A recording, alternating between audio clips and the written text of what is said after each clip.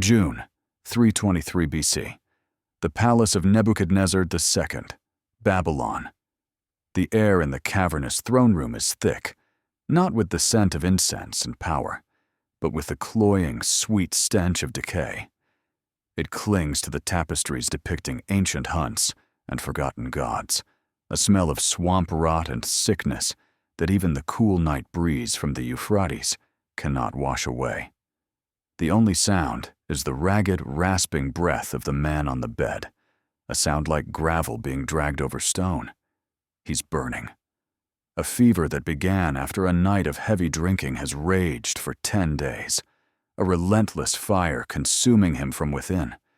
His generals, men who followed him through deserts and across mountains, men whose names are etched into the annals of war, Ptolemy, Seleucus, Perdiccas, stand in the shadows, their faces grim masks of ambition and fear. They are no longer his companions. They are vultures circling a dying lion. They whisper in the corners, their hushed Greek tones sharp and conspiratorial. Was it poison?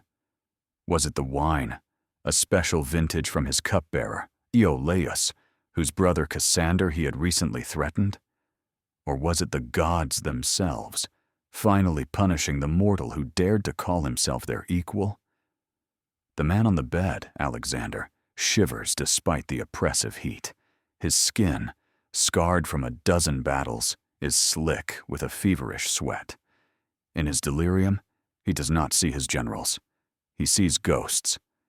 The ghost of his father, Philip, with his one blind eye, whispering of betrayal. The ghost of Clytus, whom he murdered in a drunken rage, a spear wound still gaping in his chest. And the most terrible ghost of all, Hephaestion, his beloved, his other half, whose death just months before had ripped the soul from his body. The world outside holds its breath, from the shores of the Mediterranean to the valleys of the Indus. An empire forged by the force of one man's will awaits the outcome of this fever. This is the narrative of the end, the final sensory assault on the man who conquered the world, a man now being conquered by his own body, a god drowning in his own sweat, the immortal killed by time. This is the saga of him, Alexander of Macedon, the man who became a myth in his own lifetime. This is the story of the immortal, killed by time. We begin at the end to understand the central dramatic paradox of his life. How could a man who defeated the largest empire on earth, who marched his armies across 22,000 kilometers of hostile territory, who was never beaten in a single major battle, be brought down at the age of just 32 by a fever in a Babylonian palace? What was the true poison that killed him? Was it a substance slipped into his wine, as his mother Olympias would later claim, a final act in the long, bloody drama of Macedonian court intrigue? Or was it something deeper, a cocktail of poisons that had been accumulating for years? The poison of grief that shattered his spirit after the death of Hephaestion, the poison of hubris that led him to believe he was a god, immune to mortal frailties, the poison of exhaustion from a decade of relentless campaigning that had pushed his body beyond its limits, or the poison of alienation from his own men, who saw their king transform into an oriental despot. To answer this core question, we must rewind the scroll of history, back from this stifling death chamber in Babylon to the world that created this contradictory force of nature. We must understand the geopolitical chessboard upon which he made his first moves, the psychological crucible of his youth that forged his character, and the insatiable, almost divine hunger that drove him to the very edge of the known world, and ultimately into an early grave. The saga of Alexander is not just a story of conquest, it is a profound and terrifying investigation into the nature of ambition, the price of greatness, and the ultimate, inescapable tragedy of human mortality. His life poses the eternal question: what happens when a mortal man achieves everything he ever dreamed of, only to realize he is still a prisoner in a body destined to die. To understand this man, we must first return to the world that spawned him, a world on the brink of convulsive change in the middle of the 4th century before Christ. The geopolitical chessboard was a mosaic of decaying empires and rising powers, a volatile landscape ripe for a conqueror of unprecedented vision and ruthlessness. To the east lay the primary antagonist of our story, the vast Achaemenid Empire of Persia. For 2 centuries, it had been the undisputed superpower, a sprawling, multi-ethnic behemoth that stretched from the shores of Ionia to the mountains of the Hindu Kush. Yet this colossus stood on feet of clay. It was ruled by a great king, Darius III, but administered by treacherous satraps.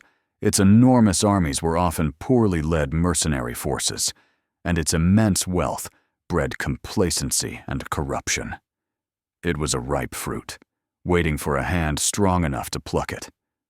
To the west and south was Alexander's own world, the Hellenic sphere. This was not a unified nation, but a fractured collection of fiercely independent and perpetually warring city-states: Athens, Sparta, Thebes. They were the cultural heart of the Mediterranean, having given the world philosophy, democracy, and drama, but their golden age was over. Decades of internecine conflict, primarily the Peloponnesian War, had left them exhausted and cynical, vulnerable to a new power rising on their northern periphery. And that power was Macedon. Viewed by the haughty southern Greeks as semi-barbarian backwater, a kingdom of rough-hewn farmers and formidable warriors, Macedon was the geopolitical wildcard. It was a buffer state, caught between the civilized world of the Greek poleis and the so-called barbarian tribes of the Balkans. It was this unique position, this foot in 2 different worlds, that gave Macedon its strength. It possessed the raw, disciplined manpower of the north, now being honed into an unstoppable military machine by a king of genius, Philip II. This was the world Alexander was born into, a dying Eastern Empire, a divided and weakened Greece, and a rising, ambitious Macedon poised to fill the power vacuum. It was a world of immense danger, but also of unparalleled opportunity for a man who possessed the audacity to seize it. Alexander's character was not forged in a vacuum. It was hammered into shape within the violent, passionate, and deeply dysfunctional crucible of the Macedonian royal court. He was born of a clash of titans: his father, Philip II, and his mother, Olympias of Epirus. Philip was a man of cold, calculating genius, a master of diplomacy and warfare, who transformed Macedon from a tribal kingdom into a military superpower. He was pragmatic, cynical, a hard-drinking, one-eyed warrior who saw the world as a game of power to be won by any means necessary. He gave his son the finest education possible, hiring the great philosopher Aristotle to be his tutor, ensuring Alexander had a mind as sharp as his sword. Yet Philip also cast a long, intimidating shadow, one that Alexander would spend his life trying to escape. In stark contrast was his mother, Olympias. She was a fiery, mystical princess from the semi-wild kingdom of Epirus, a devotee of ecstatic cults who was said to sleep with snakes in her bed. She was a woman of fierce ambition and venomous hatreds, who despised Philip for his many infidelities and political marriages. Olympias whispered in her son's ear that his true father was not the one-eyed king of Macedon, but the king of the gods himself, Zeus Ammon. She instilled in him a belief in his own divine destiny, a sense that he was not bound by the rules that governed mortal men. This psychological tug-of-war between the pragmatic father and the mystical mother created the central contradiction in Alexander's soul. He was both a brilliant rationalist, a student of Aristotle, who carried a copy of the Iliad with him on all his campaigns, and a mystic who consulted oracles and believed himself to be a demigod. He grew up in a court at Pella that was a nest of vipers, where assassination was a common political tool.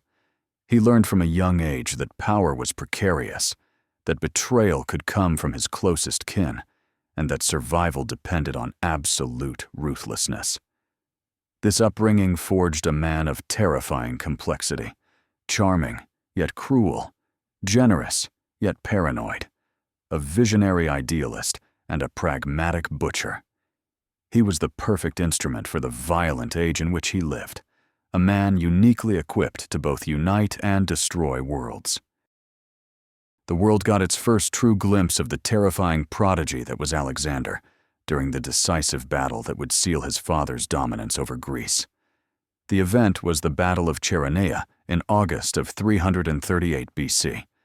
Philip's newly forged Macedonian army, a revolutionary force combining the long spears of the phalanx with heavy cavalry, faced a coalition of the last free Greek city-states, led by Athens and Thebes. The pride of the Greek army was the Sacred Band of Thebes, an elite unit of 300 soldiers, composed of 150 pairs of male lovers who were sworn to defend each other to the death and were considered invincible. Philip, the master strategist, commanded the Macedonian right wing, deliberately feigning a retreat to draw the Athenian forces out of position. On the left wing, he placed his son, a prince of only 18 years, in command of the elite companion cavalry. This was the moment of truth. As the Athenians rushed forward, a gap opened in the enemy line. It was a fleeting opportunity, one that required perfect timing, audacious courage, and tactical genius to exploit. The young Alexander, seeing the opening his father had created, did not hesitate. With a ferocious roar, he led the 2,000-strong companion cavalry in a devastating charge directly into the gap, smashing into the flank and rear of the Greek army. He did not aim for the wavering Athenians. He aimed directly for the heart of the enemy, the legendary Sacred Band. The impact was like a thunderbolt. The invincible Thebans, caught by surprise and surrounded, refused to surrender. They fought to the last man, dying where they stood. The sight of their slaughter broke the morale of the entire Greek army, which dissolved into a rout. Chaeronea was more than just a military victory. It was a changing of the guard for Western civilization.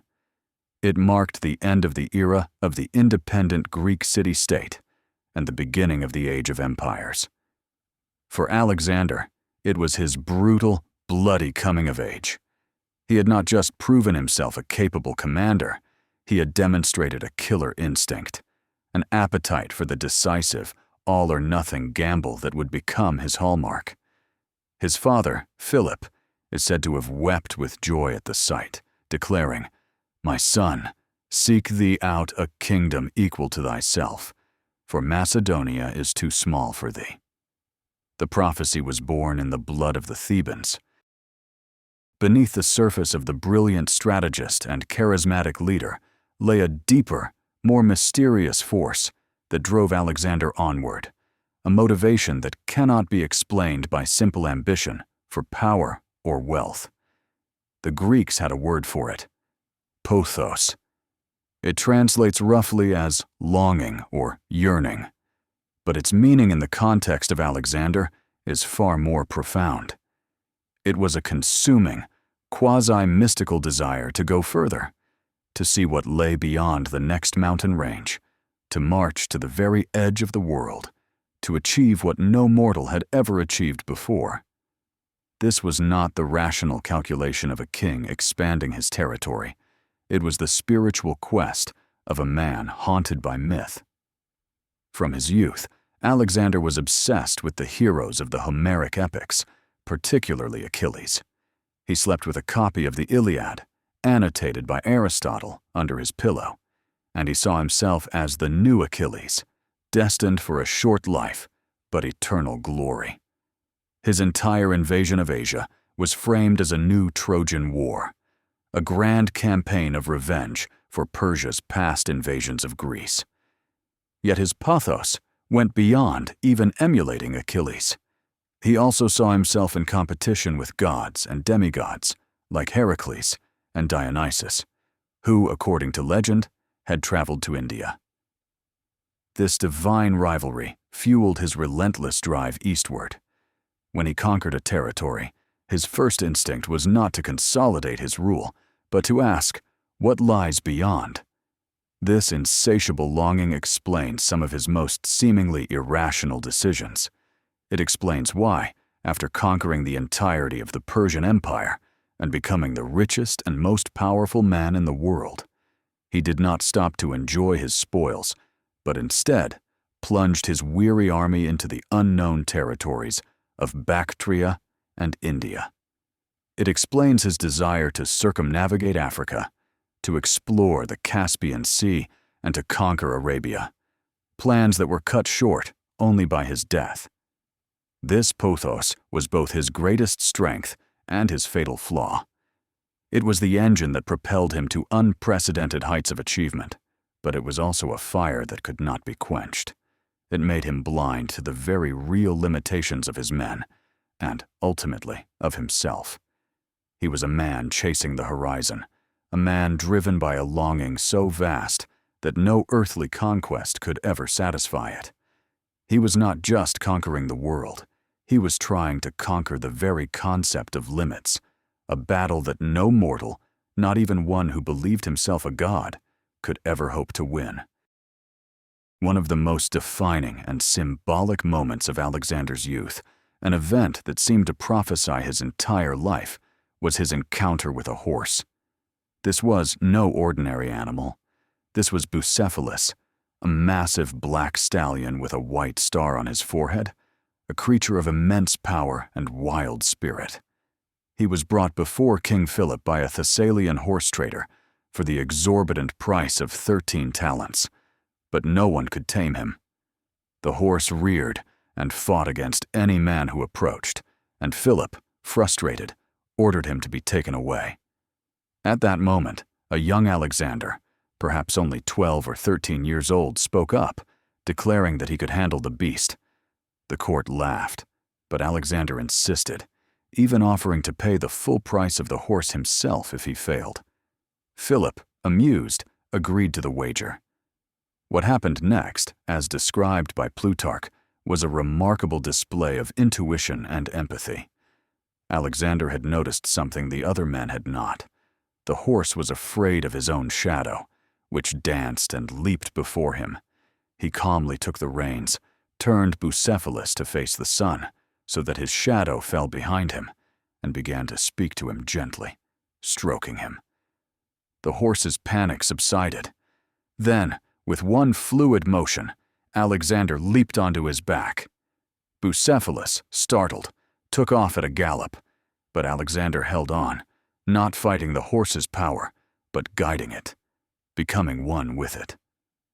When he finally rode the now calm stallion back to the stunned king and his court, Philip, his eyes filled with tears of pride and perhaps a flicker of fear, kissed his son and uttered his famous words, recognizing that his son's ambition was destined to eclipse his own. The taming of Bucephalus became a powerful metaphor for Alexander's entire career. He would face untamable peoples, vast and chaotic empires, and seemingly insurmountable obstacles, and he would conquer them not just with brute force, but with a unique genius for understanding their nature, for seeing the hidden fear or weakness, and for turning it to his advantage. Bucephalus would become his loyal companion for the next 2 decades, carrying him through the great battles of Asia, from the Granicus to the Hydaspes. The horse's death in India would devastate Alexander, who would name a city, Alexandria Bucephalus, in his honor. This fateful encounter was the moment the world saw that Alexander possessed a different kind of power, a connection to the primal forces of the world that set him apart, marking him as a man destined to ride a storm. The sudden, brutal death of Philip II in 336 BC, assassinated by one of his own bodyguards during his daughter's wedding celebration, was the spark that lit the fuse of Alexander's ambition. While the 20-year-old prince mourned his father, he had no time for grief. The world Philip had built was threatening to crumble. The barbarian tribes to the north were in open rebellion, and the Greek city-states to the south, led by Thebes and Athens, saw an opportunity to throw off the Macedonian yoke, believing the boy king would be easy prey. Alexander's response was a terrifying demonstration of speed and ruthlessness that would define his reign. First, he secured his throne at home, executing all potential rivals and conspirators with chilling efficiency. Then, he force-marched his army north into the Balkans at incredible speed, crushing the rebellious tribes in a lightning campaign. While he was rumored to be dead in the north, Thebes rose in open revolt, expelling its Macedonian garrison. Alexander's reaction was legendary. He marched his army over 400 kilometers in just 13 days, appearing before the walls of Thebes, before the city even knew he was on his way. He offered them a chance to surrender, but the Thebans, confident in their defenses, refused. The ensuing siege was short and brutal. Alexander's forces stormed the city, and what followed was a calculated act of state terrorism designed to crush the spirit of Greek resistance forever. On Alexander's orders, the city of Thebes, one of the oldest and most culturally significant cities in Greece, was razed to the ground. Its temples were destroyed, its territory was divided among its neighbors, and its 30,000 surviving inhabitants were sold into slavery. The only building he spared was the house of the poet, Pindar. The message sent a shockwave of terror throughout the Hellenic world. This was not the old, familiar warfare of the Greek city-states. This was something new, something absolute and unforgiving. The price of power, Alexander demonstrated, was paid in blood and ashes. The destruction of Thebes was a brutal necessity in his eyes, the act that secured his rear and allowed him to turn his gaze eastward toward the true prize, the Persian Empire. The boy king had proven he was more than his father's son. He was a force of nature, and the world would tremble before him. The great antagonist of Alexander's story, the Leviathan that he had sworn to conquer, was the Achaemenid Empire of Persia. To the Greeks, this was simply Asia, a monolithic entity of unimaginable wealth, ancient power, and decadent customs. At its head was the Shahanshah, the king of kings, Darius III. The empire itself was a marvel of ancient engineering and administration, a multi-ethnic, multilingual state, connected by a network of royal roads, ruled by a system of provincial governors known as satraps. From its grand capitals at Susa, Babylon, and Persepolis, it controlled a territory that stretched from Egypt and the Aegean Sea to the Indus River Valley. Its armies were immense, capable of fielding hundreds of thousands of soldiers drawn from every corner of its vast domain: Scythian horse archers, Indian war elephants, Babylonian infantry, and the elite 10,000 immortals of the royal guard. On paper, it was an invincible superpower, and its resources dwarfed the small kingdom of Macedon. However, this magnificent edifice was rotting from within.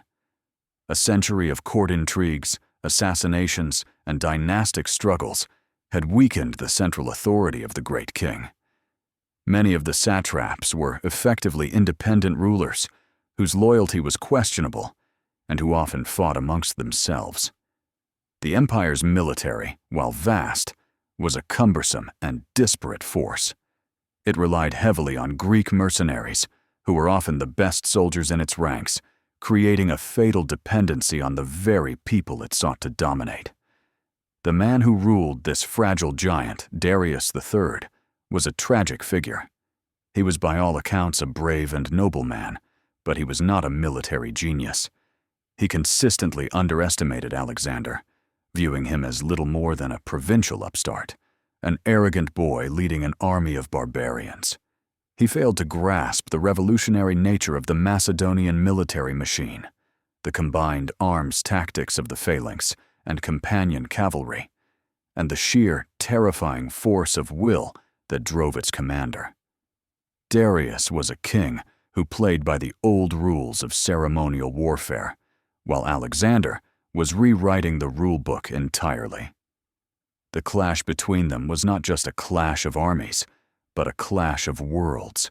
The old, sprawling, multicultural empire of the East versus the new, lean, ruthlessly efficient war machine of the West. The fate of the known world would be decided by which of these two forces and which of these two men would prevail. Alexander's first major confrontation with the Persian army at the Granicus River in 334 BC was a microcosm of his entire campaign. A moment of insane, near-suicidal recklessness that through sheer audacity and astonishing luck was transformed into a legendary victory. Upon crossing the Hellespont into Asia Minor, Alexander was met by an army of Persian satraps and Greek mercenaries who had chosen to make their stand on the steep eastern bank of the river. His own veteran generals, particularly the cautious and experienced Parmenion, strongly advised against an immediate attack. It was late in the day, the river was fast-flowing, and a frontal assault up a muddy, slippery bank against an entrenched enemy in a superior position was tactical suicide.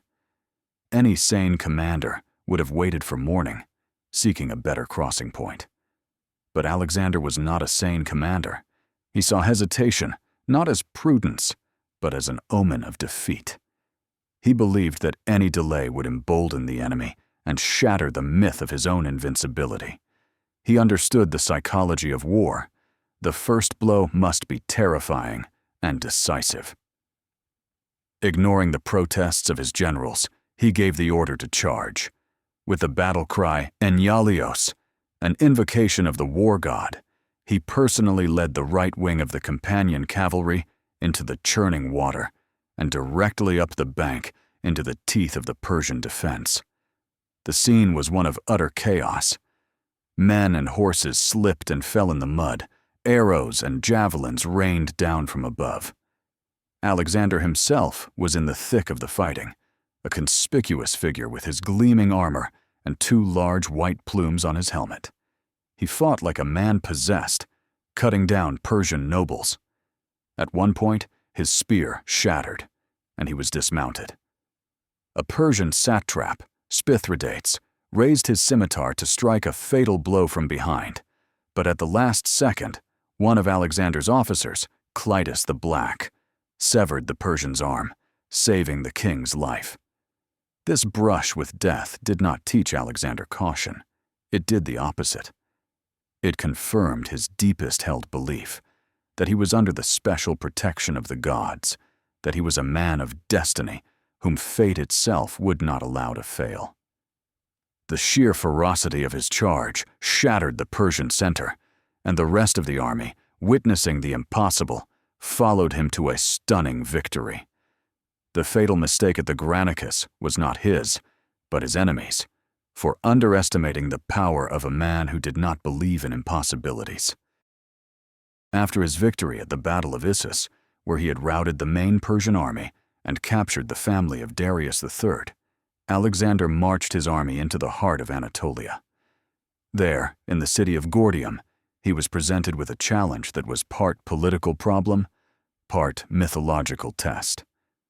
In the ancient citadel stood an old ox cart, its yoke fastened to its pole with a complex, intricate knot of cornel bark. There were no visible ends to the knot, and it was impossible to untangle. An ancient prophecy held that whoever could undo this knot would become the ruler of all Asia. For centuries, would-be conquerors had tried and failed, their fingers fumbling with the stubborn bark. For Alexander, this was not a mere curiosity. It was a profound opportunity for propaganda, a chance to cement his destiny in the minds of his soldiers and the newly conquered peoples of the empire. He understood that empires are held together not just by force, but by stories, by myths, by the belief in a ruler's divinely ordained fate. He approached the cart and struggled with the knot for a time, to the amusement of the watching crowd of Macedonians and local Phrygians. He could find no solution through conventional means. Then came the moment of genius. Instead of playing by the rules of the puzzle, he chose to rewrite them. Declaring, "It makes no difference how they are loosed," he drew his sword and, with a single, powerful stroke, sliced the knot in half. In that moment, he demonstrated the core principle of his philosophy. That audacious, decisive action can cut through problems that seem insurmountable through logic and patience alone. That night, the legend says, a great thunderstorm broke over Gordium, which the seers interpreted as a sign of the gods' approval. The story of the Gordian knot spread like wildfire across the empire. It was a masterstroke of political theater, transforming Alexander from a foreign invader into the chosen one of prophecy. It sent a clear message to both his followers and his enemies. This was a man who did not follow destiny, but created it. He was not bound by the old ways, the old rules, or the old puzzles. He was a new kind of power in the world, one who would forge his own solutions with the sharp edge of his sword. This act of seizing opportunity from chaos became a symbol of his entire conquest, a conquest driven as much by narrative and myth-making as by military strategy. The culmination of Alexander's military genius and the death blow to the Achaemenid Empire came on the 1st of October, 331 BC, on a wide, dusty plain near a village called Gaugamela in modern-day Iraq. This was the battle Darius had been preparing for.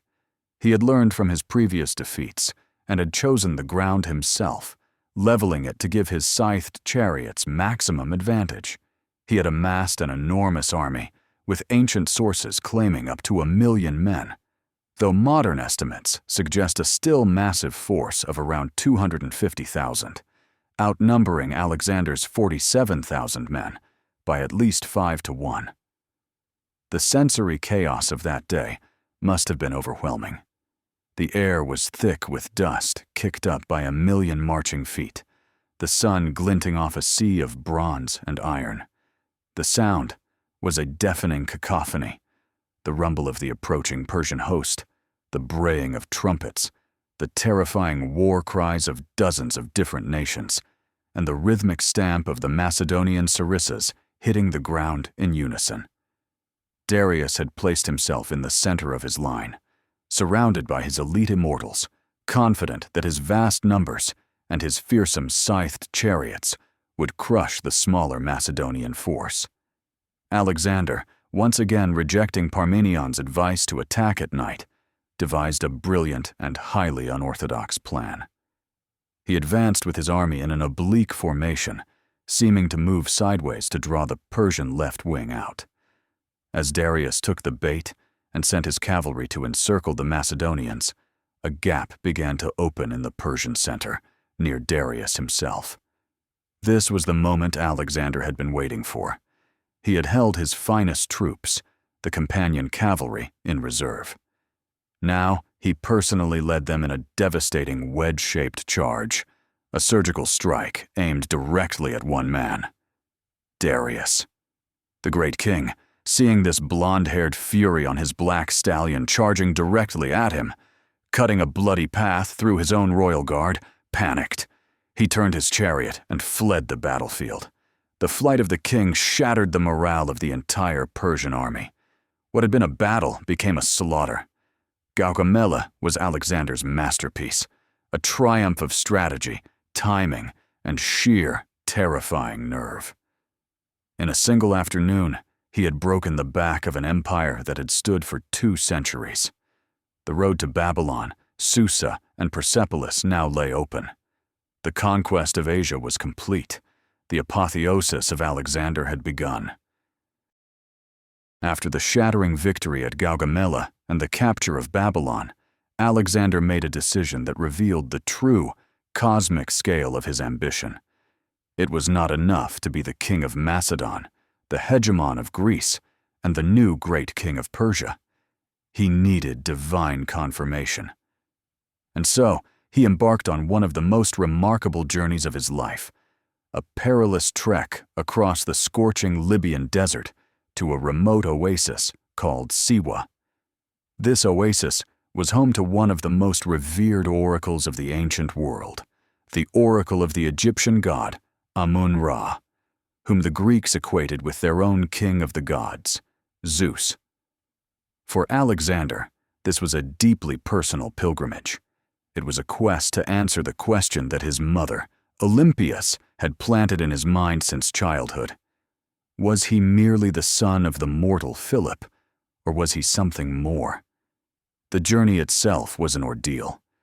The army was battered by sandstorms, ran out of water, and was saved, according to legend, only by a miraculous downpour and the guidance of 2 divine serpents. When he finally arrived at the temple, Alexander entered the inner sanctum alone to consult the high priest. What exactly was said in that chamber remains one of history's great mysteries, as Alexander never fully revealed it. But when he emerged, his life was irrevocably changed. According to the court historians, the priest had greeted him not as a mortal, but as the son of Amun. He had been officially recognized as a living god. This moment was the psychological turning point of his reign. The man who walked into the oasis was a brilliant Macedonian king. The man who walked out believed himself to be a deity. This conviction would have profound consequences.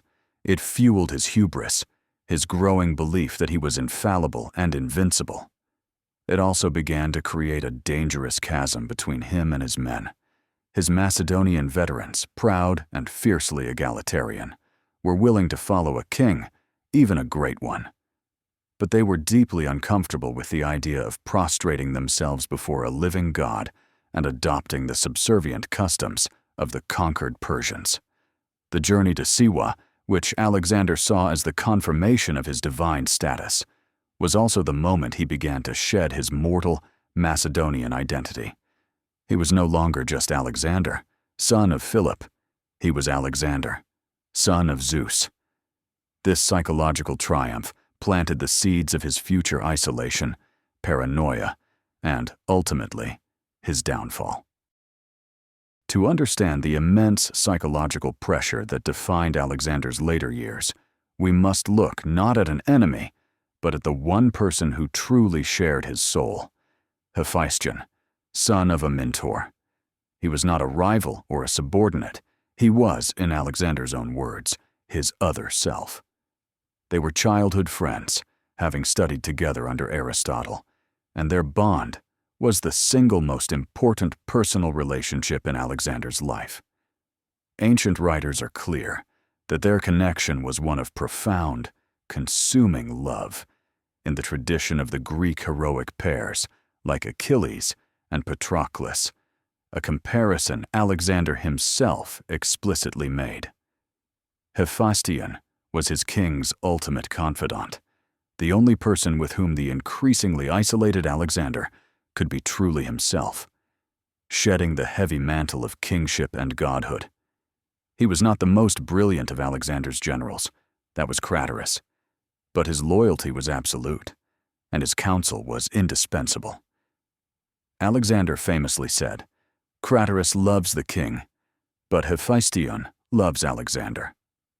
This bond was a source of immense emotional strength, a human anchor in the storm of conquest and power. However, this profound dependency was also Alexander's greatest vulnerability.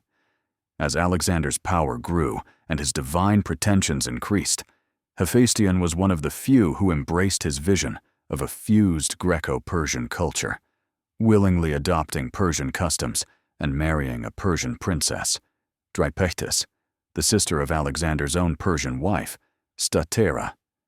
This shared vision deepened their bond, but also exacerbated the resentment of the old guard Macedonian generals, who saw Hephaestion's influence as corrupting. He was the physical embodiment of Alexander's controversial fusion policy, and thus a lightning rod for criticism. The king's reliance on his friend was so complete that the prospect of losing him was unthinkable. Hephaestion's existence kept the god Alexander tethered, however tenuously, to his own humanity. His presence was a constant reminder of the young man he had been, before the weight of an empire and a divine mandate began to crush his spirit. The story of Alexander cannot be understood without the story of Hephaestion. Their fates were inextricably linked. The strength of their bond would, in the end, become the trigger for Alexander's final, catastrophic collapse. Alexander was more than just a conqueror. He was a visionary, a man who possessed a radical and deeply controversial dream of forging a new world order. After the military phase of his conquest was largely complete, he embarked on an ambitious project of cultural fusion, seeking to blend the best of the Hellenic West and the Persian East into a single, unified civilization. This was a concept utterly alien to the Greek mindset, which was built on a rigid distinction between Hellene and barbarian. The most enduring symbol of this vision was the city he founded at the mouth of the Nile in 331 BC, Alexandria. It was conceived not as a Macedonian military outpost, but as a cosmopolitan hub of trade, culture, and learning, a melting pot where Greeks, Egyptians, and other peoples could live and work together. It would become the greatest city of the Hellenistic world, home to the great library and the lighthouse, a beacon of intellectual life for centuries. But his policy went far beyond urban planning. He actively encouraged his soldiers to marry local women, setting an example himself by marrying Roxana, a princess from the remote and rebellious province of Bactria, and later Statira, the daughter of the defeated Darius III. The apex of this policy came in 324 BC at Susa, where he staged a magnificent mass wedding ceremony, ordering 10,000 of his Macedonian soldiers to marry Persian noblewomen. He also began to integrate Persians into his army and his administration, adopting elements of Persian court ceremony, such as the practice of proskynesis, prostration before the king, which was anathema to his proud, free-thinking Greek and Macedonian officers. This policy of fusion was born of both pragmatism and idealism. Pragmatically, Alexander knew he could not rule a vast, multicultural empire with only a small contingent of Macedonians. He needed the cooperation of the local elites. Idealistically, he seems to have genuinely believed in the concept of homonoia, or concord, between peoples. Yet this grand vision was a source of constant, simmering conflict.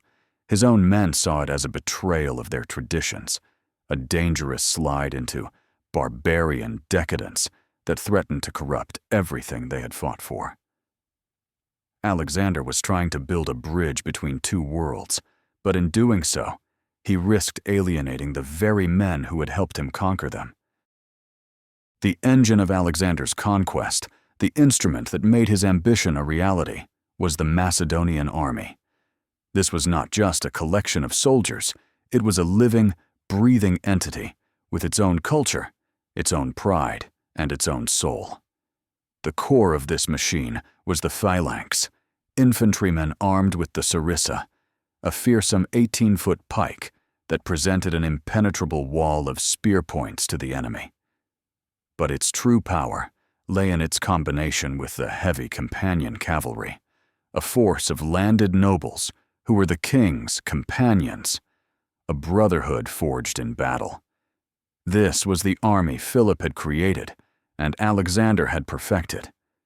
However, this magnificent war machine was also a deeply conservative and fiercely proud institution. The soldiers were not slaves or subjects, they were Macedonian countrymen, and they viewed their king as the first among equals, not as a distant, divine despot. As Alexander's campaign pushed ever eastward into the strange and alien lands of Bactria and India, and as his own behavior became more oriental, a deep and dangerous rift began to grow between the king and his army. The soldiers, many of whom had not seen their homes in nearly a decade, were exhausted. They had conquered the richest empire in the world and wanted to return to Macedon to enjoy their spoils. Instead, their king, driven by his insatiable pothos, demanded they march further into lands that were not even on their maps. They grumbled at his adoption of Persian dress, his marriage to the barbarian Princess Roxana, and his growing reliance on Persian advisors. The greatest point of contention was proskynesis, the requirement to prostrate oneself before the king. To the Persians, this was a standard sign of respect. To a Greek or Macedonian, it was an act of worship reserved only for the gods. Forcing free men to perform it was the act of a tyrant. This growing resentment was the most dangerous threat Alexander faced. He could defeat any army in the field, but his power rested entirely on the loyalty of these grumbling, homesick veterans. The chasm widening between the king who saw himself as a god and the men who still saw him as their countrymen was becoming a fatal flaw in the heart of his empire. The first profound crack in the myth of Alexander the Great, the moment when the celebrated liberator of the Greeks revealed a darker, more tyrannical side, occurred in the year 330 BC. After hunting down and killing the last pretenders to the Achaemenid throne, Alexander stood as the undisputed master of the Persian Empire. He led his army into the empire's ceremonial capital, Persepolis, a city of breathtaking beauty and symbolic power, the heart of Persian identity. The city surrendered without a fight, and Alexander seized its treasury, one of the richest in the world. For several months, the Macedonian army rested there, indulging in the spoils of their conquest. What happened next is a subject of intense historical debate. According to several sources, during a drunken banquet, an Athenian courtesan named Thais suggested that it would be a fitting climax to their victory to burn down the palace of Xerxes, the king who had burned Athens over a century before. The idea, born in an alcoholic haze, appealed to the weary and vengeful soldiers. Alexander, either swept up in the drunken revelry or seeing a cold political opportunity, agreed. He led a torch-lit procession through the magnificent palace complex, and with his own hand was the first to hurl a flaming torch into the Hall of 100 Columns. The orgy of destruction that followed consumed one of the greatest architectural marvels of the ancient world. Was it a spontaneous act of drunken vandalism, a moment where Alexander lost control of himself and his men? Or was it a calculated act of political theater? By burning Persepolis, he was sending a clear, brutal message. It signaled the definitive end of the Achaemenid Empire. It fulfilled his role as the avenger of Greece, finally enacting the revenge for the Persian Wars that had been the official justification for his invasion. Yet it was also an act that forever stained his legacy. In that single night of fire, he transformed himself from a conqueror into a destroyer. It was a sign of the growing instability within his own soul, the conflict between the visionary empire builder and the ruthless warrior. The flames of Persepolis cast a long, dark shadow over his reign, a harbinger of the personal demons that were beginning to consume the world's conqueror from within. If the burning of Persepolis was a crack in Alexander's soul, the murder of Clitus the Black was the moment it shattered completely. This was not a calculated act of policy or a strategic decision. It was a descent into a purely personal hell, a tragedy that would haunt Alexander for the rest of his life. The year was 328 BC in the remote province of Bactria. Clitus was not just any officer.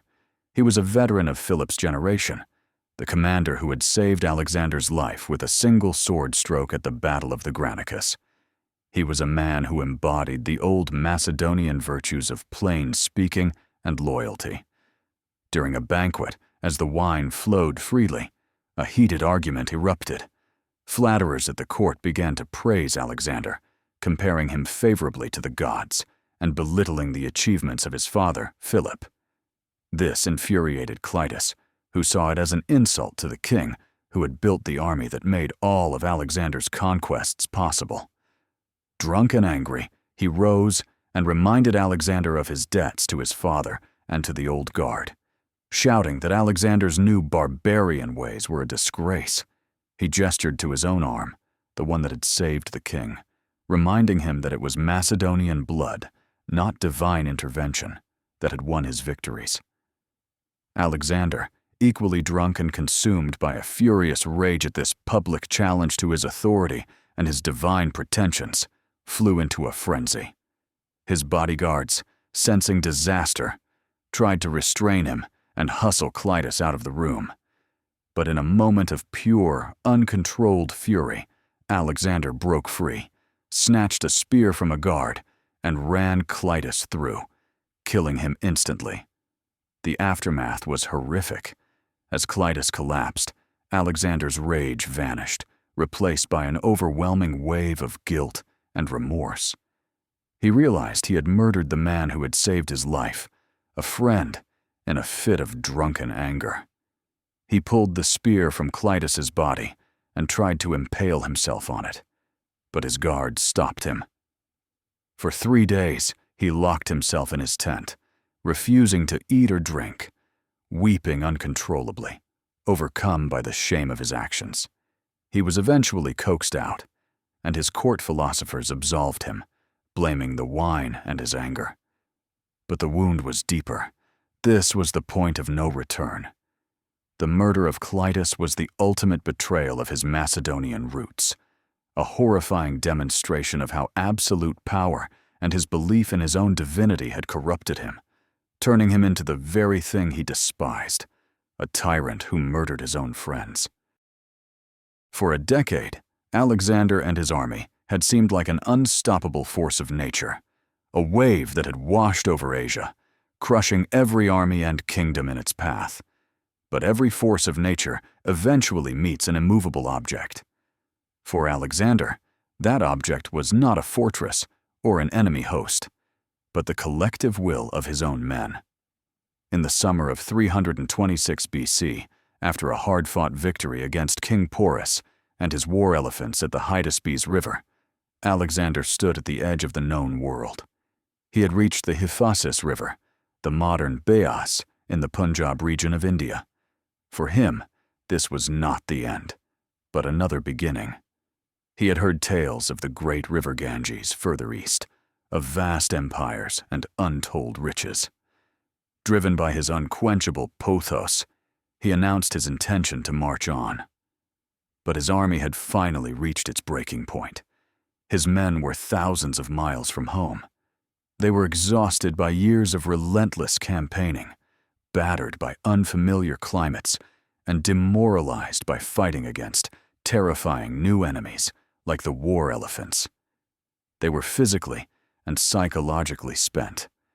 They looked at the pouring monsoon rains that turned the landscape into a swamp, heard stories of the massive armies that awaited them to the east, and they saw only a pointless death far from their homes and families. For the first time in his career, when Alexander gave an order, his army refused to obey. This was not a violent uprising, but a quiet, passive, soul-crushing mutiny. His veteran soldiers, the men who had followed him through fire and desert, simply sat down and would go no further. Alexander was stunned, then furious.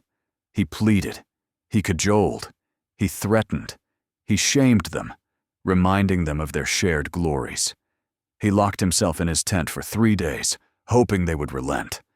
But their resolve did not break. Finally, his most trusted officer, Coenus, spoke for the army, respectfully but firmly telling the king that they could not go on. Alexander, the conqueror of the world, was defeated. He had to concede. he agreed to turn back. This was his greatest catastrophe, a defeat more profound than any loss on the battlefield. It was a brutal reminder that despite his divine pretensions, he was still a king who ruled by the consent of his mortal soldiers. The immortal dream had crashed against the wall of human frailty. The long march back from India was not a triumphant procession, but a journey through hell, a descent into madness and despair that would break what was left of Alexander's army and spirit. Humiliated by the mutiny at the Hiphasis and burning with a cold, vengeful fury, Alexander chose a new, uncharted route for a portion of his army to return to Persia, a path leading directly through the Gedrosian Desert, a vast and desolate wasteland in what is now southern Pakistan. It was a catastrophic decision, driven by a mixture of his relentless pothos to explore new territories and a cruel desire to punish the men who had defied him. His advisors warned him that the region was a barren furnace, that no army had ever successfully crossed it. Alexander, in his arrogance, refused to listen. The ordeal that followed was one of the greatest disasters in military history. The army plunged into a landscape of endless sand dunes and salt flats under a merciless sun. The supply fleet that was supposed to follow them along the coast was delayed by monsoons, and the army quickly ran out of food and water. The retreat devolved into a horrific death march. Soldiers, desperate with thirst, dug into the sand for brackish water, which only made them sick. They slaughtered their own pack animals for food. The sand was so hot it burned the flesh off their feet. Men collapsed from heat stroke and dehydration, their bodies left behind where they fell, a trail of corpses marking the army's path. Out of an estimated 60,000 people, including soldiers and camp followers, who entered the desert, some scholars believe as few as 15,000 survived the 60-day ordeal. Alexander shared the hardships with his men, refusing to drink the last helmetful of water offered to him, pouring it into the sand as a gesture of solidarity. But the gesture rang hollow. This was a self-inflicted catastrophe, a tragedy born of his own hubris and rage. He returned to the heart of his empire, not as a triumphant god, but as a broken and paranoid king leading the tattered remnants of his army. The Gedrosian crossing shattered the bond of trust between him and his veterans forever. He had survived, but the psychological toll was immense. He was now a ruler who had led tens of thousands of his own people to a pointless death, a shadow that would darken the final, bloody year of his life. The final act of Alexander's tragedy began not with a battle, but with a loss that extinguished the light in his soul. In the autumn of 324 BC, in the city of Ecbatana, his beloved Hephaestion, his other half, suddenly fell ill with a fever and died. Alexander's reaction was not one of normal grief. It was a cataclysm of the spirit. He was utterly, inconsolably destroyed. For days he lay clinging to Hephaestion's body, refusing to eat or sleep, until his friends finally pulled him away. He ordered a period of universal mourning across the entire empire, cutting his own hair and the manes of the army's horses in the tradition of Achilles mourning Patroclus. He had the doctor who had treated Hephaestion crucified and launched a savage winter campaign against the Cassaians, a mountain people, dedicating the slaughter to the spirit of his fallen friend. His grief was a bottomless abyss from which he would never emerge. The death of Hephaestion was the psychological blow that broke him completely. With his human anchor gone, Alexander drifted into a maelstrom of paranoia, megalomania, and alcoholism. He returned to Babylon to plan his next great campaign, an invasion of Arabia, but his heart was no longer in it.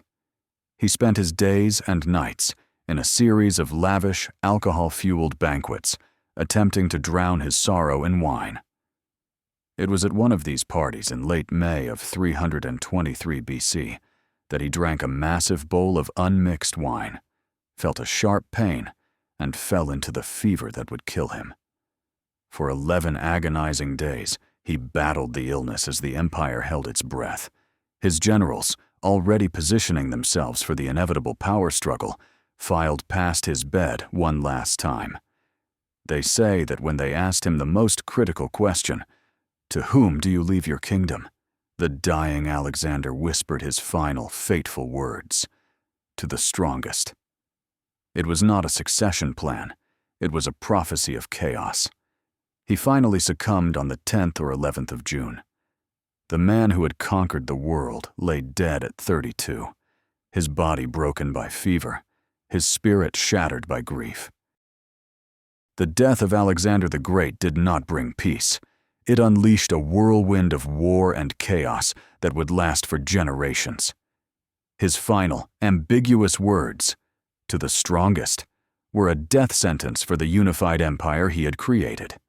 His most powerful generals, known to history as the Diadochi, or successors, men like Ptolemy, Antigonus, Seleucus, and Cassander, immediately began to carve up the vast domain among themselves.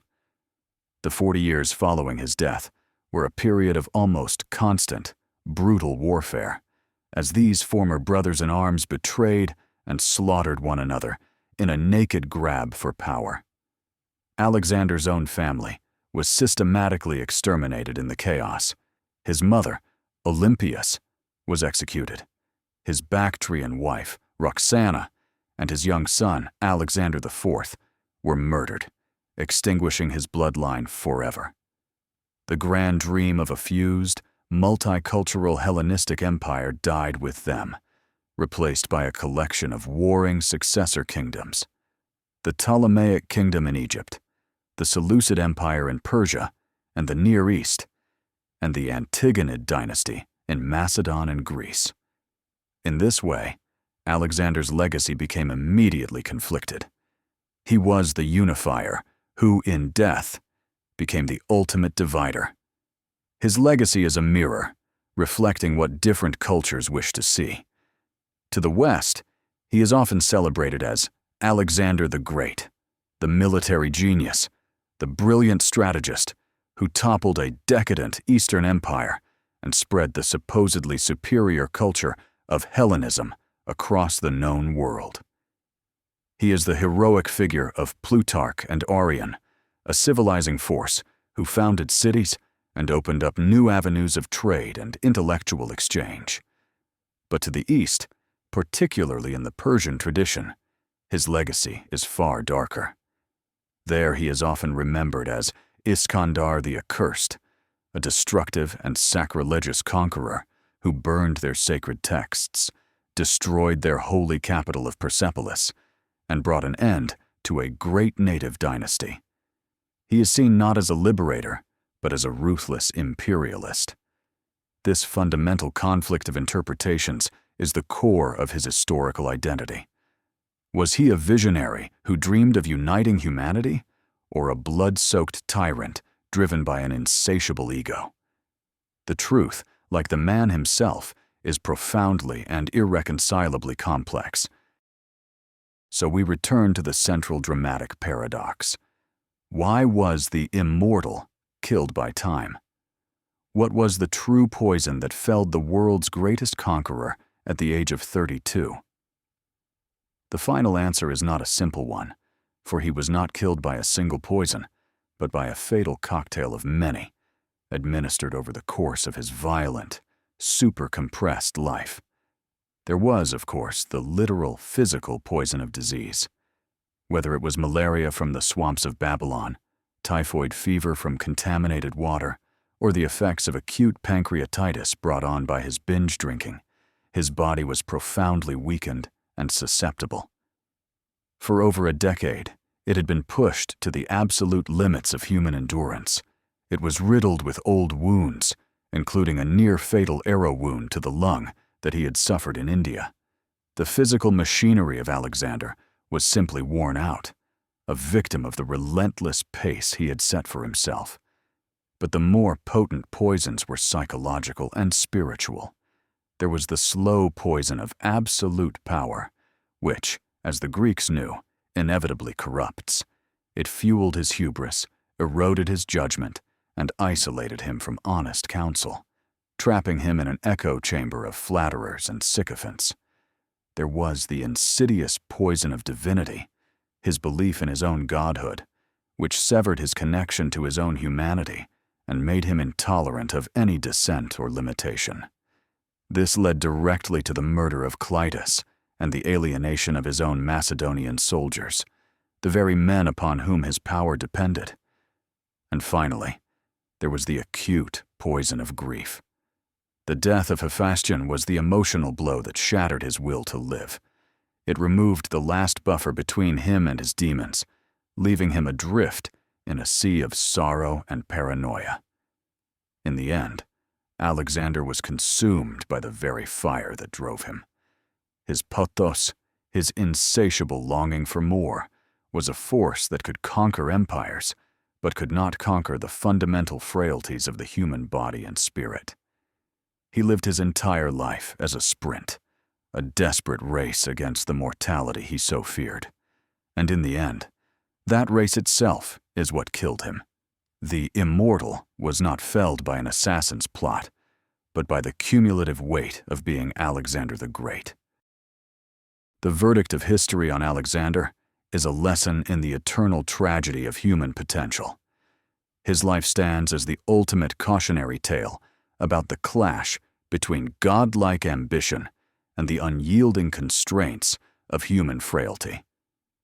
He represents the archetype of the great man who achieves everything the world has to offer: power, wealth, glory, victory, only to find that it is not enough to fill the void within his own soul. His story is a profound exploration of the corrupting nature of power. We witness a charismatic and brilliant young king, hailed as a liberator, slowly transform under the pressure of absolute authority into a paranoid, violent despot who murders his friends and senselessly sacrifices his own soldiers. He embodies the danger of believing one's own myth. The man who began as a student of Aristotle, a champion of reason, ended as a self-proclaimed god who demanded worship, losing touch with the very reality he had conquered. His life is a testament to the idea that our greatest strengths are often the source of our deepest flaws. The same relentless drive and audacious self-belief that allowed him to topple the Persian Empire were the very qualities that led him to the self-destructive acts of his later years: the burning of Persepolis, the murder of Cletus, the disastrous march through the Gedrosian desert. He proves that no single man, no matter how brilliant or powerful, can truly command destiny. His grand vision of a unified Hellenistic world, a bridge between East and West, crumbled into dust the moment he died, consumed by the very human greed and ambition of the men he had led. The universal lesson of his life is perhaps the oldest one of all, that for all our striving for immortality, for all our attempts to build monuments and empires that last forever, we are all ultimately prisoners of time, fragile creatures of flesh and blood, undone not by great armies or grand conspiracies, but by the simple, inescapable realities of grief, exhaustion, and our own mortal hearts. The final frame of this epic saga is not of a king on a throne or a general on a battlefield, but of a single, haunting phrase whispered from a deathbed in Babylon: to the strongest. These were not the words of a statesman securing the future of his empire. They were the words of a cynic, perhaps even a nihilist, a man who, at the end of all his striving, had concluded that the only true law of the universe was power. It was his final chaotic act, a verbal torch thrown into the heart of his own creation. With that single phrase, he ensured that the world he had built through a force of will would be immediately consumed by war. He did not pass on a crown. He unleashed a contest. He turned his closest companions into his deadliest enemies, and his unified empire into a battleground that would be soaked in blood for the next 2 generations. That phrase is the ultimate expression of his complex and tragic character. It is the voice of Achilles, the hero who preferred a short, glorious life over a long, peaceful one, a man who understood that his legend would be written not in peace treaties, but in the epic chaos that his death would unleash. The shadow of Alexander the Great thus looms over history, not as a stable monument, but as a perpetual storm. He is the eternal flame of ambition, the man who showed the world the furthest limits of human achievement and the terrible price of transgressing them. And so his legacy echoes not in the quiet halls of diplomacy, but in the clash of swords, in the endless wars of his successors, a testament to his final, terrible prophecy, that in the great game of empires, the ultimate inheritance is nothing more and nothing less than a kingdom of fire and blood.